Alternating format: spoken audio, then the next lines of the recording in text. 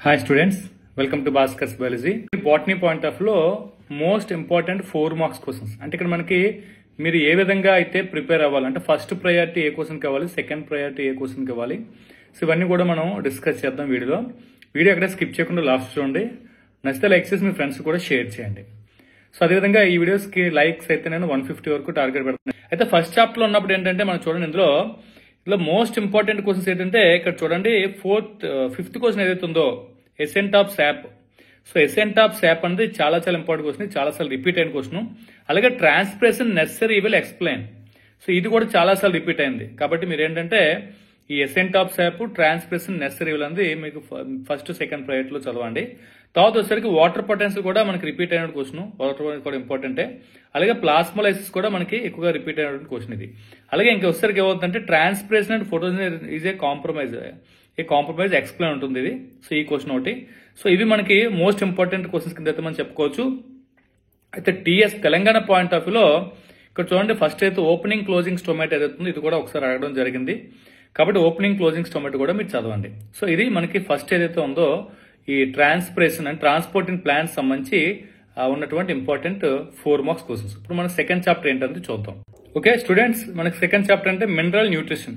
So mineral nutrition point of లో చాలాసార్లు repeat అయిన క్వశ్చన్ ఏంటంటే ఇక్కడ మీరు చూడొచ్చు explain the steps involved in the formation of root nodules.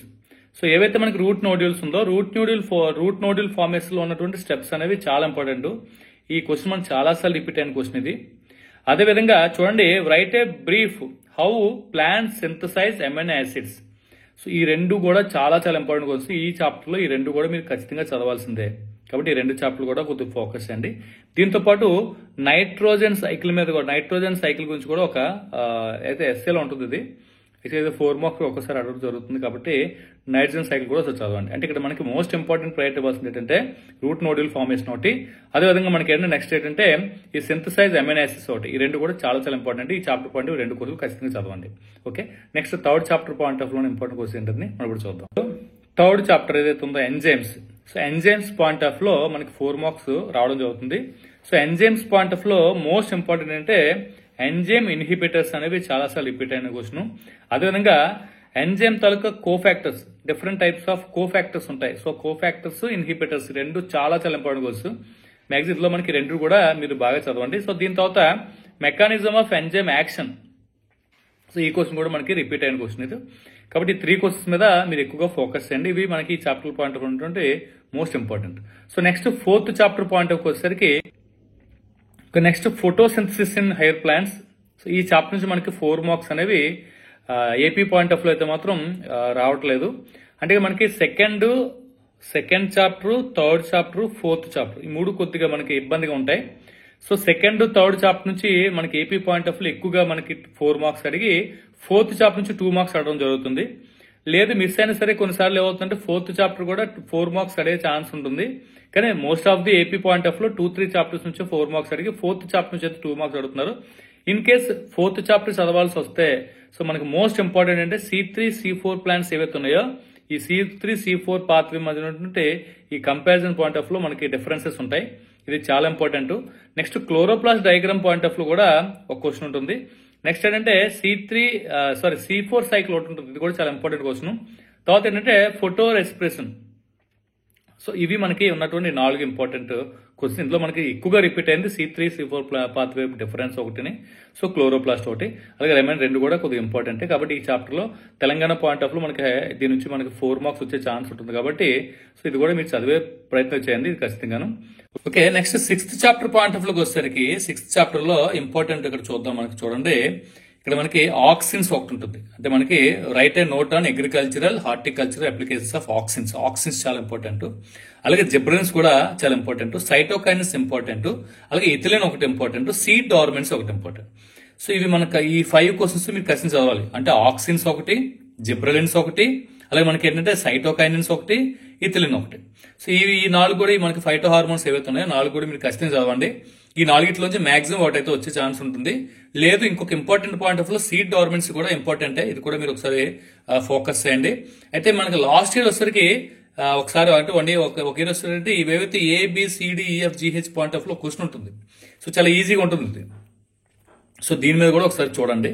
So ఇది ఈ చాప్టర్లో అంటే ఈ ఆక్సిన్స్, జిబ్రెలిన్స్, సైటోకిన్, ఎథిలిన్ ఈ 4 గురించి ఖచ్చితంగా అయితే రావాలి, మీకు గుర్తుపెట్టుకోండి. 4 ఒకటి ఖచ్చితంగా వస్తుంది.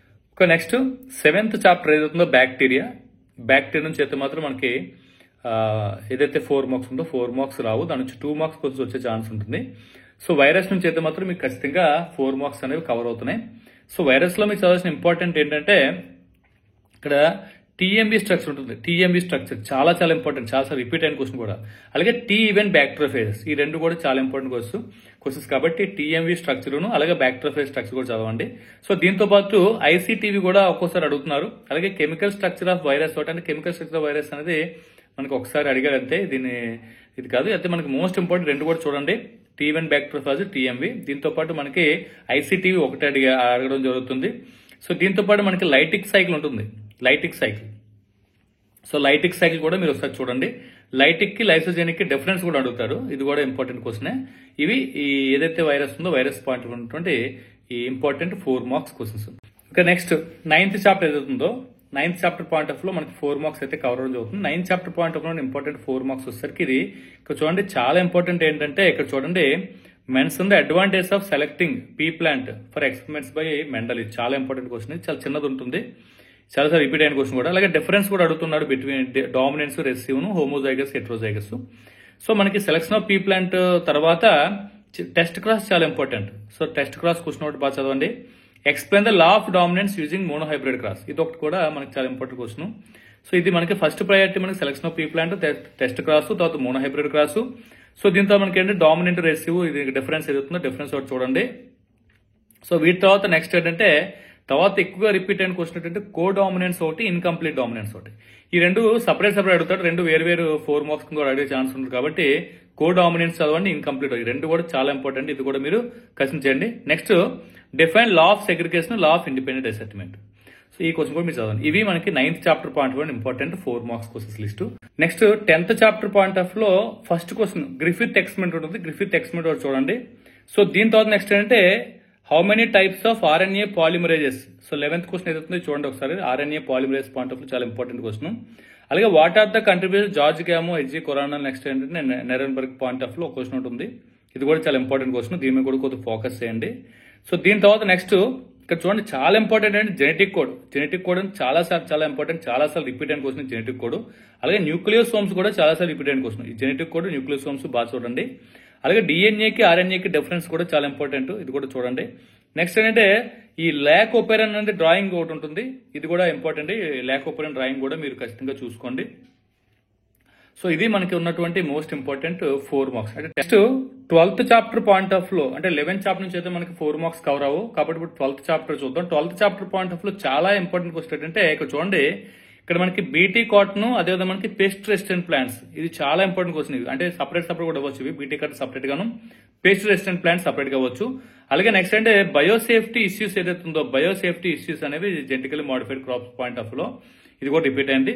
Next beneficial aspects of transgenic plants. So ఇవైతే ఖచ్చితంగా అంటే మనకి BT cotton, pest resistant plant కూడా 2 4 కింద కవర్ అవుతాయి. మొత్తం ఓవరాల్ గా మనకి 4 మార్క్స్ అయితే రావడం జరుగుతుంది. కాబట్టి వీటి మీద అయితే మాత్రం ఈ చాప్టర్ తక్కువ క్వశ్చన్స్ ఉన్నాయి కాబట్టి మాక్సిమం ఫోకస్ చేయడానికి ట్రై చేయండి.